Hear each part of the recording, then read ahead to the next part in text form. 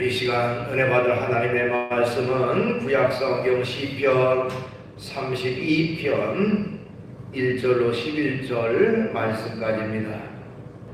받들어 봉독을 하겠습니다. 허물의 사함을 받고 자신의 죄가 가려진 자는 복이 있도다. 마음에 간사가 없고 여호와께 정죄를 당하지 아니하는 자는 복이 있도다. 내가 입을 열지 아니할 때에 종일 신음함으로 내 뼈가 쇠하였도다. 주의 손이 주야로 나를 누르시오니 내 진액이 빠져서 여름 가뭄에 마름같이 되었나이다. 셀라. 내가 이르기를 내 허물을 여호와께 자복하리라 하고 주께 내 죄를 아뢰고 내 죄악을 숨기지 아니하였더니 주께서 내 죄악을 사하셨나이다. 셀라. 이로 말미암아 모든 경건한 자는 주를 만날 기회를 얻어서 주께 기도할지라. 진실로 홍수가 범람할지라도 그에게 미치지 못하리이다. 주는 나의 은신처이오니 환난에서 나를 구하시고 구원의 노래로 나를 두르시리이다. 셀라. 내가 네 갈 길을 가르쳐 보이고 너를 주목하여 훈계하리로다. 너희는 무지한 말이나 노새같이 되지 말지어다. 그것들은 재갈과 불대로 단속하지 아니하며 너희에게 가까이 가지 아니하리로다. 악인에게는 많은 슬픔이 있으나 여호와를 신뢰하는 자에게는 인자심이 두루리로다. 너희 의인들아 여호와를 기뻐하며 즐겨할지어다. 마음이 정직한 너희들아 다 즐거이 외칠지어다. 아멘. 말씀은 11절까지 받들어 봉독을 했습니다. 오늘 주어진 본문 말씀 가지고 기회를 붙잡는 신앙, 이런 제목의 말씀으로 같이 은혜를 나누려고 합니다. 흔히 하는 말 가운데 사람은 누구에게나 인생을 살아가면서 세 번의 좋은 기회가 주어진다는 말들을 하기도 합니다. 자, 기회가 주어졌다. 그런데 중요한 것은 자신에게 주어진 그 기회를 놓치지 말고 잘 잡는 것이 중요한 것입니다. 그렇죠? 정작 내게 기회가 주어지는데도 그 기회를 기회로 알지 못하고 그냥 무시해버리거나 또 다른 일에 바빠서 그 기회를 놓쳐버린다면 두고두고 후회하는 그런 결과를 가져올 수밖에 없다 하는 것입니다. 미국의 기독 실업인으로 국민들의 존경을 받았던 아동 미도스라는 장로님은 한때 미국의 10대 재벌 중에 한 사람이었다고 합니다. 그리고 한국에도 많은 자선의 도움을 많이 주었는데 한국 대학생 선교회에도 50만 달러를 기증했고 또 무려 7억 달러를 들여서 어려운 사람들을 돕는 선교재단을 설립하는 등 자신의 물질을 아끼지 않고 하나님을 위해서 어려운 사람들을 위해서 기꺼이 사용했던 그런 사람이라고 합니다. 어느 날 한 기자가 그분에게 말하기를 인생과 신앙의 성공 비결이 있다면 무엇이라고 생각을 하십니까? 하는 질문을 했다고 합니다. 그때에 그는 주저하지 않고 내게는 아주 간단한 5가지 신앙 철학이 있습니다 라고 말을 하면서, 첫째는 주의를 철저히 지키는 주일 성수입니다. 그리고 둘째는 온전한 11조 생활이고, 셋째는 하루의 첫 시간을 기도로 시작하는 것이고, 넷째는 내 가정의 주인을 예수님으로 모셔드리는 것이고, 다섯째로는 시간과 돈을 선한 사업에 사용하는 것입니다. 나는 이 5가지 철학을 철저히 지키려고 노력을 했습니다 하는 얘기를 했다고 합니다. 어떻게 보면 하나님을 믿는 믿음의 사람으로서 기회를 잘 붙잡은 모범적 신앙인의 모습을 보여준다, 이렇게 말할 수도 있습니다. 자, 그러면 우리 하나님을 믿는 믿음의 사람들은 어떤 기회를 잘 붙잡아야 할까요? 우리가 붙잡아야 될 기회는 어떤 것들이 있을까요? 우선은 회개할 기회를 잘 붙잡아야 합니다 하는 것입니다. 오늘 본문 1절 말씀, 허물의 사함을 받고 자신의 죄가 가려진 자는 복이 있도다 했습니다. 5절 말씀에도 내가 이르기를 내 허물을 여호와께 자복하리라 하고 주께 내 죄를 아뢰고 내 죄악을 숨기지 아니하였더니 곧 주께서 내 죄악을 사하셨나이다 하는 내용이 나옵니다. 사람들은 흔히 몸이 건강하고 또 돈이 많고 또 오래도록 살면 참 복을 받았다 그런 얘기를 합니다. 물론 그것도 복이지요. 그러나 그것은 단편적인 복이라고 할 수가 있습니다. 즉 육신에 속한 복이고 일시적인 복이라고 말할 수가 있습니다. 이것은 영적인 복, 하나님의 완전한 복을 알지 못하는 사람들의 이야기라고 할 수가 있습니다. 성경이 말하는 진정한 복은 자신의 죄를 사함받고 하나님 앞에서 의인으로 인정받는 사람이 진정 복 있는 사람이라고 말하고 있습니다. 오늘 1절 다시 한번 보면 허물의 사함을 받고 자신의 죄가 가려진 자는 복이 있도다 이렇게 말했죠. 자신의 죄의 문제, 하나님 앞에서 의인으로서 바로 서는 그 사람이야말로 진정 복 있는 사람이라 이렇게 말할 수가 있습니다. 그러면 왜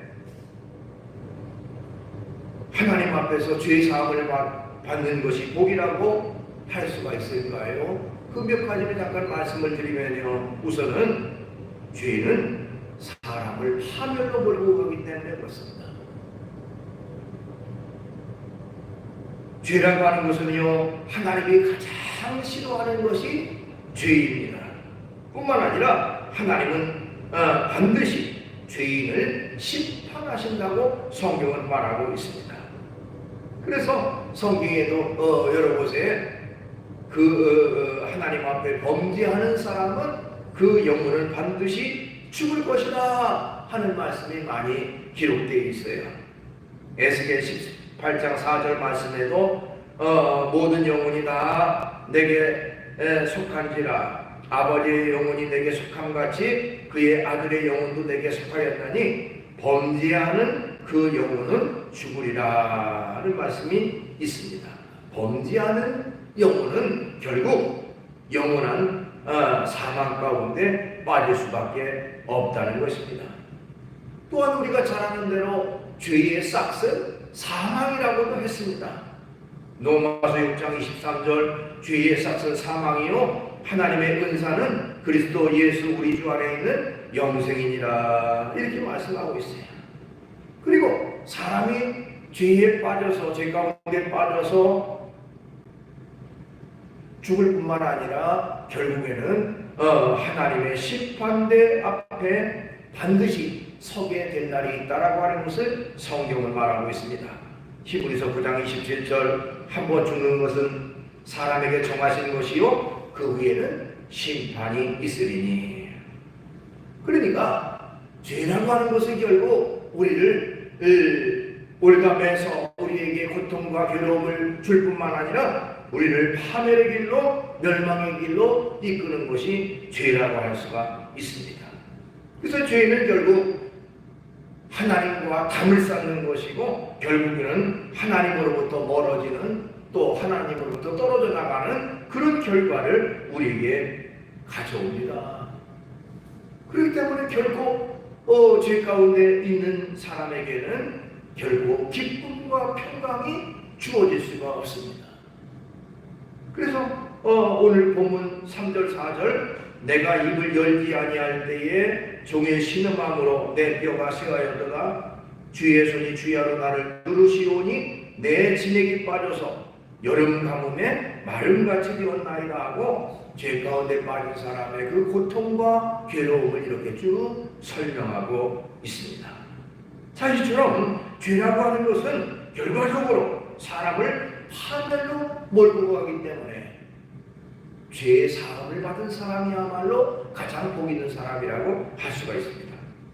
그 다음에 왜 죄 사함을 받는 것이 복이라고 했을까요? 죄는 인간 스스로 없앨 수 있는 방법이 없기 때문에 그렇습니다. 인간 스스로 해결할 수 있는 방법이 사람에게는 없다는 것이죠.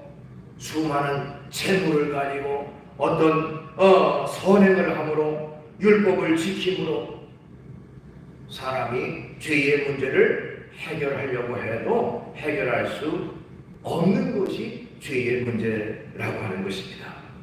또한 사람에게는요 10가지 죄 가운데 9개는 다 9개는 없고 한 가지만 남아 있어도 그 한 가지 때문에 결국에는 지옥에 갈 수밖에 없는 그런 결과가 되어지는 것입니다. 마태복음 5장 26절 진실로 내게 이르노니 네가 한 푼이라도 남김없이 다 갚기 전에는 결코 거기서 나오지 못하리라 하는 말씀이 있어요. 사람의 모든 방법을 동원해도 모든 노력을 동원해도 모든 할 수 있는 역량을 다 동원한다고 할지라도 죄의 문제를 해결하지 못합니다. 심지어 성경에는 잿물로 씻고 비누로 씻어도 씻을 수가 없는 것이 죄다 이렇게 표현했습니다. 예레미야 2장 22절을 보니까요 주 여호와의 말씀이니라 내가 잿물로 스스로 씻으며 내가 많은 비누를 쓸지라도 내 죄악이 내 앞에 그대로 있으리니 이렇게 기록하고 있어요. 그전에는 그 잿물 같은 거 그걸 가지고 무슨 비누 대용으로 쓰고 했습니다. 어쨌든 인간이 씻을 수 있는 모든 도구를 가지고 씻어도 죄는 해결되지 못한다. 씻을 수가 없다. 그런 것입니다. 그렇기 때문에 또한 결국 죄사함을 받는 것이 우리에게 복이라는 것이죠. 그 다음에 죄사함을 받는 것이 왜 복일까요? 하나님께서 죄사함을 받을 수 있는 유일한 길을 우리에게 허락하셨기 때문에 그렇습니다. 하나님이 예수님을 이 땅에 보내신 목적은 바로 십자가를 통해서 우리의 죄의 문제를 해결하기 위해서 예수님을 이 땅에 보내주셨다는 것입니다. 에베소서 1장 7절 우리는 그리스도 안에서 그의 은혜의 풍성함을 따라 그의 피로 말미암아 속량 곧 죄사함을 받았느니라 하는 말씀이 기록되어 있습니다.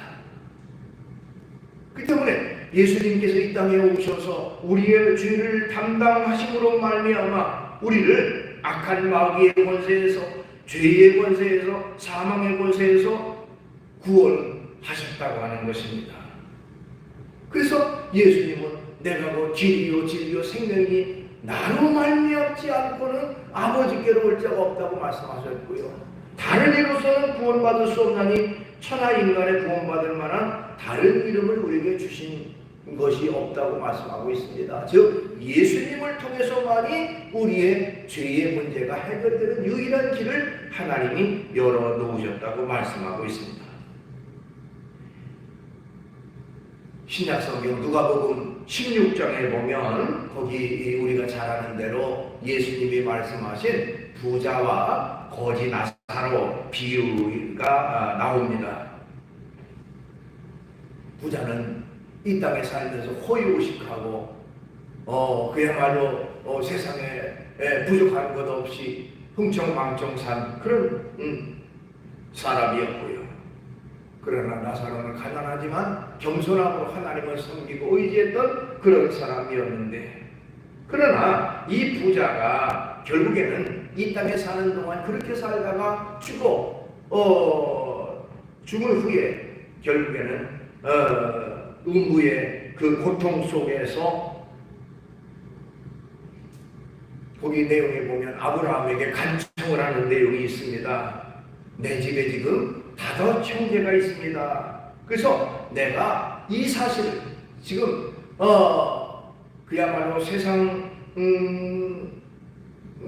그런 죄악 가운데 흥청망청 살면 이 지옥불에 떨어진다, 지옥에 온다라고 하는 것을 내가 알릴 기회를 달라 라고 얘기를 합니다. 그래서 내가 가면 가서 얘기를 하면 형제들이 듣고 깨닫고 회개할 것입니다 라고 호소를 합니다. 그러나 그 호소는 들어주지 않습니다. 왜? 이미 기회가 지나갔기 때문에 그렇습니다. 그러니까 부자는 세상에 사는 동안 자신의 어떤 그 향락과 쾌락에 빠져서 결국에는 죽음 후의 일을 생각하지 않았고 죽음 후에 심판이 있고 천국과 지옥이 있다라고 하는 사실을 기억하지 못했다고 하는 것입니다. 우리가 이 땅에 있을 때가 회개하고 구원받을 절호의 기회입니다. 기회가 지나가면 더 이상 회개할 수 있는 기회를 잃어버리게 되는 것입니다. 그렇기 때문에 우리가 하나님 앞에 바로서 늘 하나님 앞에 자신을 돌아보아서 잘못된 것을 회개하는 이 회개의 기회를 잘 붙잡는 우리 믿음의 성도가 되어야 되는 것입니다. 그 다음에 우리가 잘 붙잡아야 될 것은 기도의 기회를 잘 붙잡아야 합니다 하는 것입니다. 오늘 본문 6절 말씀에 보면 이로 말미암아 모든 경건한 자는 주를 만날 기회를 얻어서 주께 기도할지라 진실로 홍수가 범람할지라도 그에게 미치지 못하리이다 하는 내용이 나옵니다. 하나님 앞에 바로 서는 길은 기도하는 것이고 또 경건 생활을 계속해서 유지하는 것도 기도하는 것이고 날마다 주님과 교제하고 교통하는 것도 기도를 통해서 가능한 것이죠. 그래서 흔히 기도를 영적인 호흡, 영혼의 호흡과 같다 이런 표현을 쓰기도 합니다. 우리가 육신이 살아있는 동안에 호흡을 계속해서 쉬지 않고 합니다. 호흡이 멈추지 않는 것처럼 우리의 영혼이 건강하게 살기 위해서 영적 호흡인 기도를 해야 된다는 것입니다. 호흡에 문제가 있으면 건강에 정신호가 되듯이 기도에 문제가 있다면 영혼에 정신호가 되어진다라고 말할 수가 있습니다. 여러분들이 잘 아는 제2의 성경이라고 불리는 철로 역정을 지은 이 저자가 존 버년이라는 사람인데요. 이 존 버년이라는 사람은 기도에 대해서 이런 말을 했습니다. 기도는 인간으로 하여금 죄를 그만짓도록 한다. 그렇게 하지 않으면 죄가 인간으로 하여금 기도를 그만두도록 할 것이다 하는 말을 했습니다. 그러니까 기도를 통해서 죄를 그만두도록, 죄를 멈추도록 하는 것이 기도인데 우리가 기도하지 않으면 오히려 죄가 기도를 못하도록 그렇게 막고 있다라고 말하고 있는 것이죠. 경건한 사람은 주께 기도하는 사람이라고 할 수가 있습니다. 어떤 것이든지 기도하는 일에서 멀어지게 한다면 그것은 결코 하나님 앞에 합당한 것이 아닙니다. 우리가 일상 속에서 아무리 좋아 보이고 또 필요해 보여도 우리가 하나님 앞에 가까이 나아가는 데 방해가 되고 하나님 앞에 기도하는 일에 방해가 되는 그런 일이라면 우리는 단호히 그것을 떨쳐버리고 하나님 앞에 더 가까이 나가는 그런 믿음의 삶이 우리에게 있어야 되는 것입니다. 우리 믿음의 성도는 늘 날마다 하나님과 교제하고 교통하는 기도의 삶을 가져야 돼요. 그러면 기도한다 그러면 교회에 나와서 하나님 앞에 무릎 꿇고 머리 숙여 기도하는 것만이 기도입니까? 그것은 아닙니다. 물론 그것도 기도지만 우리가 일상 속에서 하는 모든 기도가 기도인 것입니다. 그래서 무시로 언제든지 순간순간 하나님 앞에 자기의 마음속을 아뢰일 수 있는 그런 고백과 하나님과 교제하고 교통하는 매일매일의 마음이 곧 기도 생활인 것이죠. 내가 하나님 안에 거하고 하나님이 내 안에 거하고 날마다 주님과 교제하고 교통하는 삶이 계속되는 것이 바로 기도의 삶이라고 할 수가 있습니다. 그래서 기도하는 사람을 하나님이 지키시고 복을 주신다. 오늘 조금 아까 읽었던 6절 말씀에 홍수가 범람할지라도 결국에는 기도하는 사람에게는 미치지 못한다라고 말하고 있는 것입니다. 홍수가 범람한다는 것은 뭘 말합니까? 갑자기 다가오는 고난과 고통과 어려움, 그런 것들이 결코 기도하는 사람에게 하나님이 그것으로 인해서 큰 고난 가운데 낭패 가운데 빠지지 않도록 막아주시겠다고 약속을 하셨습니다. 날마다 기도를 잘 붙잡을 수 있는, 기도의 기회를 잘 붙잡는 우리가 되어야 되는 것입니다. 미국의 제너럴 모터스는 어떻게 보면 세계 자동차의 시작을 알린 그런 기업입니다. 미국 제너럴 모터스의 최고 기술자 엔지니어로 찰스 캐터링이라고 하는 사람이 있었는데요. 그 사람은 그야말로 그의 빈틈없는 기술을 가지고 자동차를 만든 장본인이었다고 합니다. 그래서 그의 명성은 그야말로 전국적으로 전 세계적으로 유명한 그런 인사가 됐는데요. 어느 날 한 모임에서 사회자가 그의 손을 높이 쳐들면서 하는 말이, 캐터링 씨, 이 손으로 한 일 중에 가장 중요한 일은 무엇이었습니까? 청중들 앞에서 큰 소리로 물었습니다. 근데 사회자는 물론 그 모임에 참석했던 사람들은 그 사람이 자동차를 만든 사람이었기 때문에 이 손으로 만든 일 중에 제일 중요한 일을 하는 것은 자동차를 만든 것입니다 라고 하는 답을 누구나 다 기대는 했습니다. 그러더니 그 사람이 하는 말이 큰 소리로 이 손으로 한 일 중에 가장 중요한 일은 두 손을 붙잡고 하나님 앞에 기도한 일이었습니다 라는 고백을 했다고 합니다. 그는 기도의 중요성을 알고 날마다 기도했고요. 어려움의 때, 힘들 때마다 하나님 앞에 늘 기도로 새 힘을 얻는 그런 삶을 살았다고 합니다. 우리는 언제든지 기도할 기회를 잘 붙잡는, 매일매일 하나님과 교제하고 교통하는 삶이 있어야 합니다. 그 다음에 우리는 사명의 기회를 잘 붙잡아야 합니다. 하나님께서 세상 마음을 특별히 사람을 지으신 목적은 어디에 있습니까? 바로 사람을 통해서 영광을 받으시려고, 또 사람을 통해서 찬양을 받으실 목적으로 지으신 것이에요. 우주 만물을 지으신 목적은 하나님이 영광 받으시기 위해 지으셨어요. 반대로 사람 입장에서 사람이 이 땅에 태어난 목적이 뭐냐? 전능하신 하나님 앞에 영광을 돌리기 위해서, 찬양을 돌리기 위해서, 이것이 바로 사람이 해야 할 마땅한 본분이라 이렇게 말할 수가 있습니다.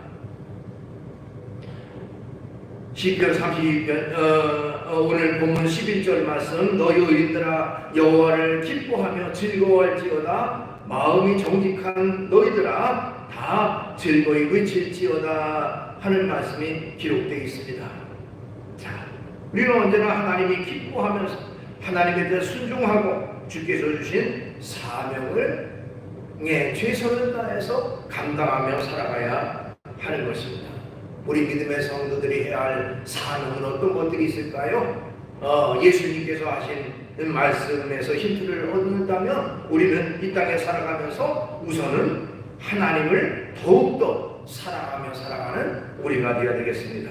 마태복음 22장 31절로 38절 예수께서 이르시되 네 마음을 다하고 목숨을 다하고 뜻을 다하여 주 너의 하나님을 사랑하라 하셨으니 이것이 크고 첫째 되는 계명이요 하는 말씀이 있어요. 우리의 마음 다하고 목숨 다하고 뜻을 다해서 하나님을 사랑하는 것이 어떻게 보면 우리가 해야 할 마땅한 사명이다. 두 번째는 무엇입니까? 이웃을 내 몸처럼 사랑하고 살아가는 것이다. 마태복음 22장 39절로 40절 둘째도 그와 같으니 네 이웃을 네 자신같이 사랑하라 하셨으니 이 두 계명이 온 율법과 선지자의 강령이니라 하는 말씀이 있어요. 우리에게 주신 사명을 하나님을 사랑하고 이웃을 사랑하고 살아가는 이 사명을 잘 감당하고 살아가는 그런 사람이 되어야 됩니다. 사명을 바로 깨닫고 사명을 잘 감당하는 사람에게 하나님께서 반드시 그의 행한 대로 하나님의 칭찬과 상급을 예비에 넣으시고 그에게 풍성하게 부어주실 줄로 믿습니다. 그러면 우리가 하나님의 사명을 감당할 때 나는 지혜도 없고 능력도 없고 가진 것도 없는데 어떻게 하나님의 사명을 감당합니까? 라는 반문을 할 때가 있습니다. 그러나 걱정하지 말 것은 하나님이 그때그때마다 우리에게 필요한 은혜와 능력을 공급해 주시기 때문에 그렇습니다. 칼릴 지브란이라고 하는 사람은 그의 책 인간 예수라고 하는 책에서 다음과 같은 내용의 말을 하고 있습니다.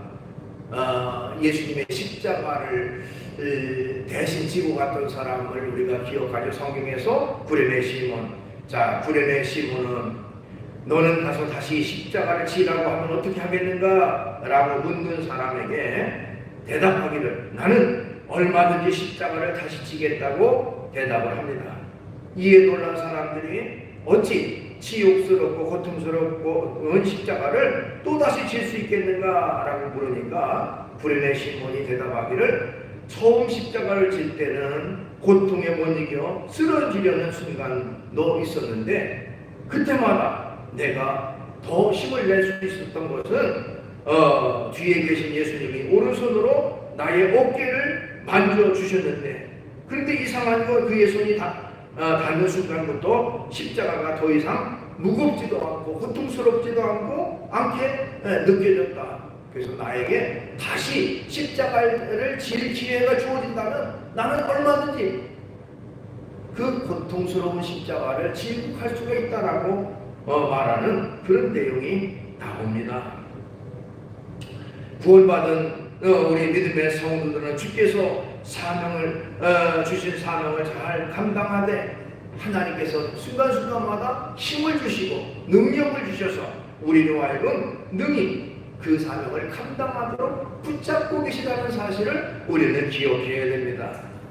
우리가 잘 아는 이사야 41장 10절 두려워하지 말라 내가 너와 함께함이라 놀라지 말라 나는 네 하나님이 됨이라 내가 너를 굳세게 하리라 참으로 너를 도와주리라 참으로 나의 의로운 오른손으로 너를 붙들리라 하는 말씀이 있습니다. 하나님이 이렇게 붙잡아 주시니까 우리는 넘어지지 않고 쓰러지지 않고 꿋꿋이 서서 주의 사명을 감당할 수가 있는 것입니다. 말씀을 정리합니다. 우리가 인생을 살아가면서 하나님을 믿는 사람으로서 붙잡아야 될 것이 있는데 오늘 본문 말씀을 중심으로 보면 우리는 회개할 기회를 잘 붙잡아야 됩니다. 회개할 기회를 놓쳐서 영영 후회하는 그런 일이 없어야 됩니다. 우리는 기도할 기회를 잘 붙잡아야 돼요. 날마다 하나님과 교제하고 교통하는 기도의 삶이 있어야 됩니다.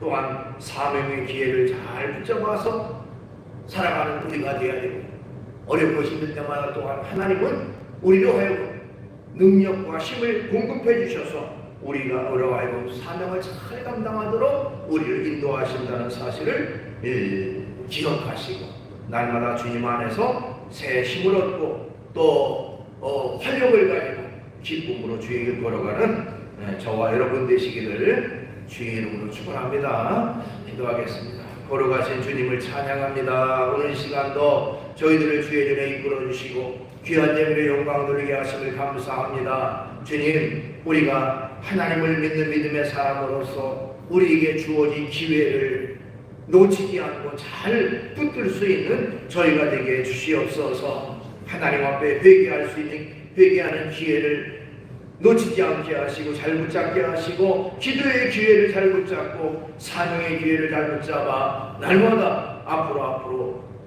나아가는 그런 저희가 될 수 있도록 인도해 주시옵소서. 예수님의 이름으로 기도하옵나이다.